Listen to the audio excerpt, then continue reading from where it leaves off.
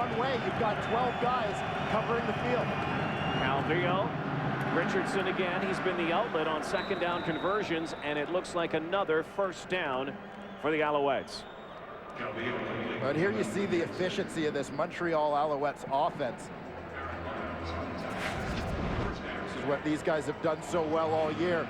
You're going to keep an eye here on your middle receiver in that three-man set to the right side of that offense.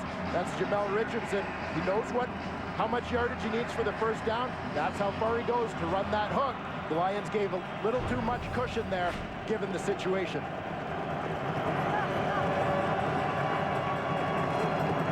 Calvillo. Incomplete again, looking for Richardson. Jamel Richardson is obviously one of the big threats, a big play threat. Last year, he had an outstanding season with 16 touchdowns. He's way below that number this year.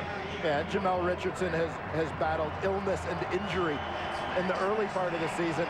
So he's a little bit behind, but I think starting to find his stride. We've certainly seen them try to get the football to him here in the early going today, particularly on the long ball. Only 2 touchdowns on the season so far for Richardson. Calvillo again over the middle, and now the Alouettes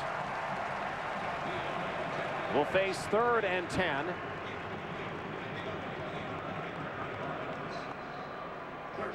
Good defensive stand there for the BC Lions. That defensive stop combined with that Sean White punt should give the offense pretty good field position here following the punt from Damon Duval.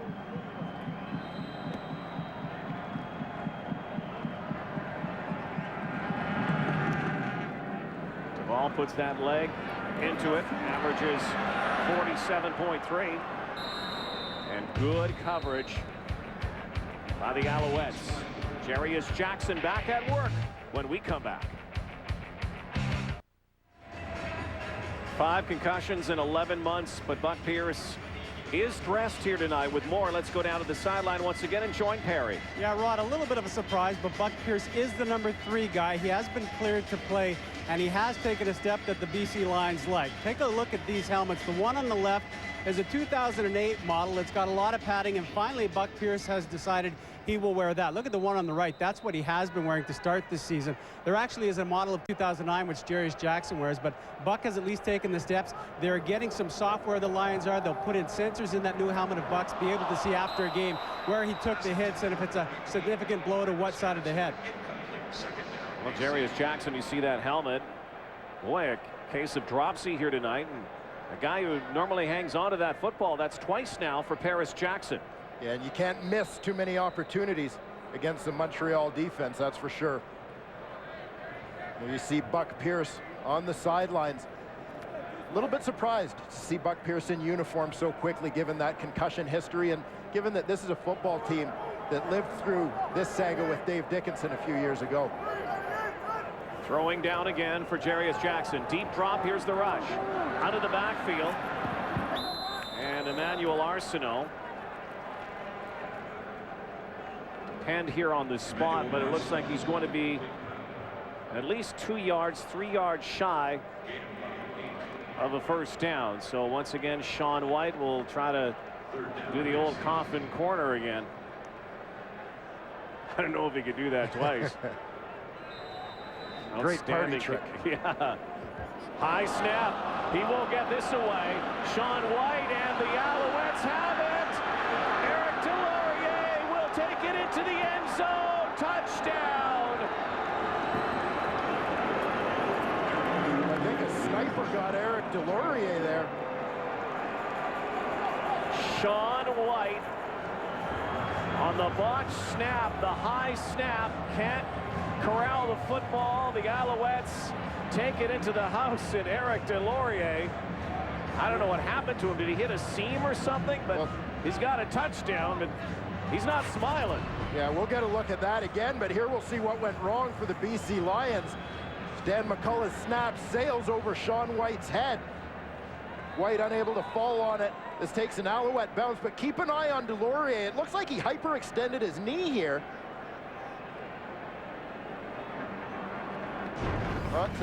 Not a pretty touchdown, but he still gets 6 points for it.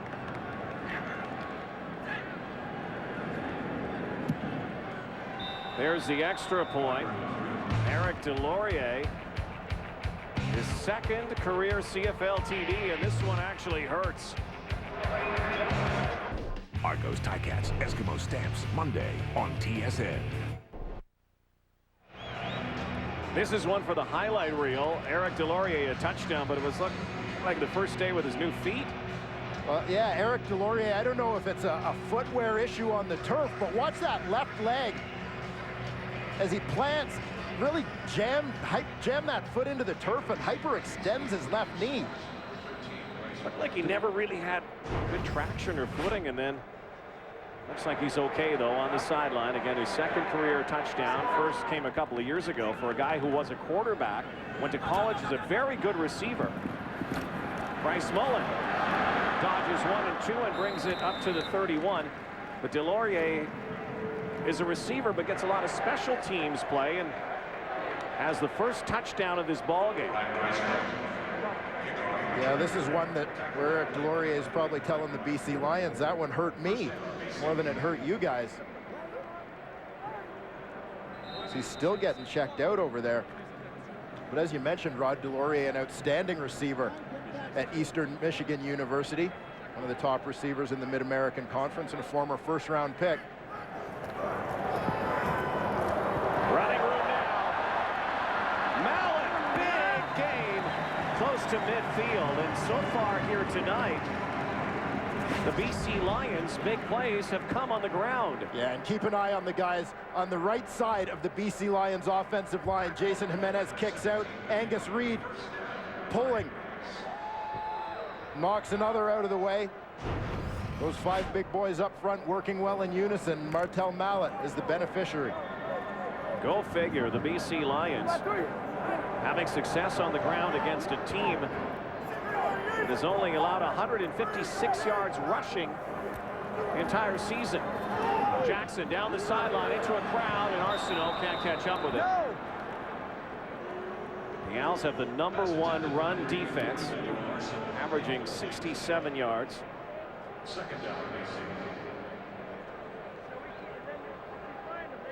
The BC Lions recognizing the importance of getting that running game going, though.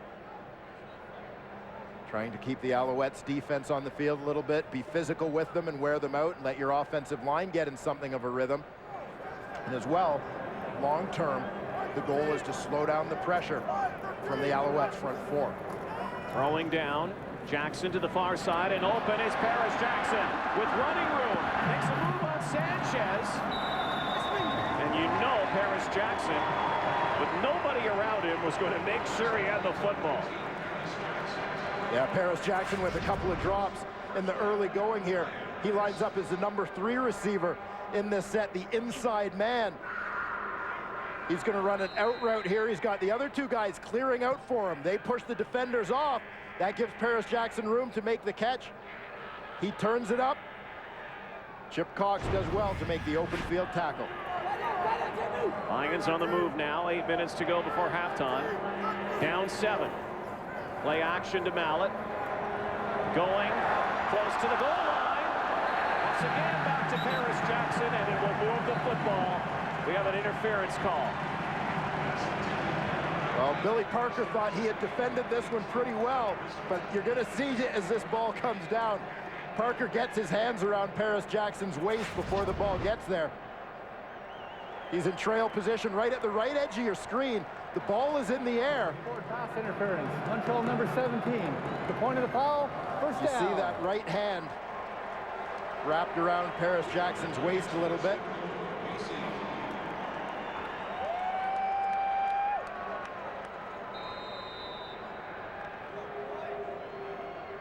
Close for Billy Parker, but I think it was that right hand in front of Paris Jackson that got him called. First and goal from the 5. And into the end zone goes Martel Mallett. Touchdown, BC. The BC Lions answering any questions about which version of their team is going to show up tonight. 35. Running back Martel Mallet is just going to slip out into the flat here. He ends up uncovered. He's got a free release, no check responsibilities. Linebacker comes. Jarius Jackson gets rid of the ball in a hurry. He's got his running back in the flat for the score. Mallet with his 4th major of the season. 5 plays, 79 yards. A big interference call. Putting 7 points on the board for the BC Lions.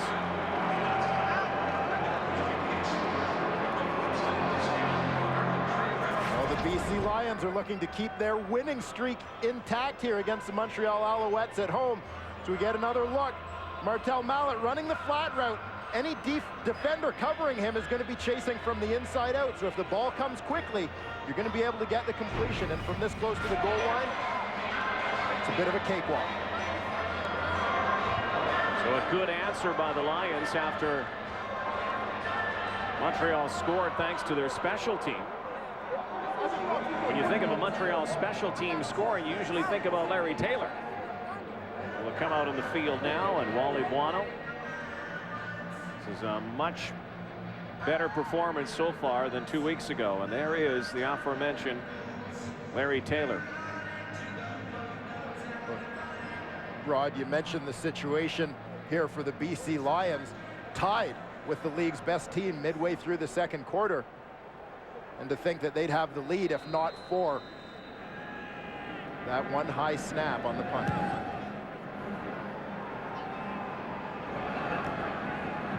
Trying to find a seam, cutting back again. There he goes. Taylor to his 30-yard line. Well, it's been a sad week, of course, in Montreal with the death of the rifle, Sam Etcheverry, who passed away last week.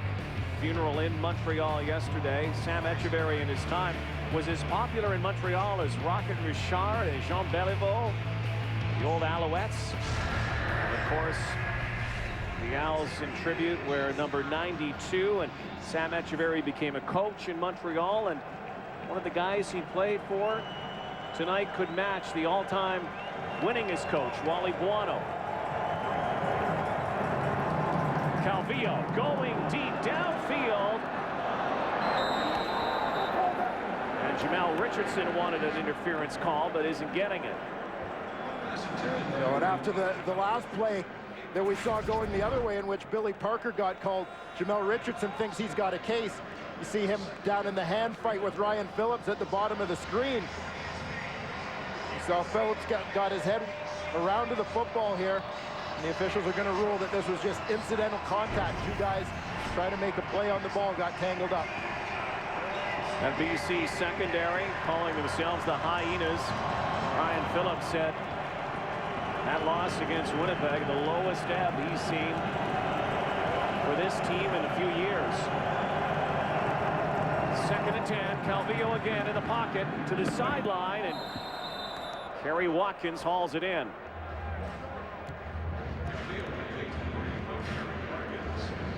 We've seen this from Kerry Watkins so many times.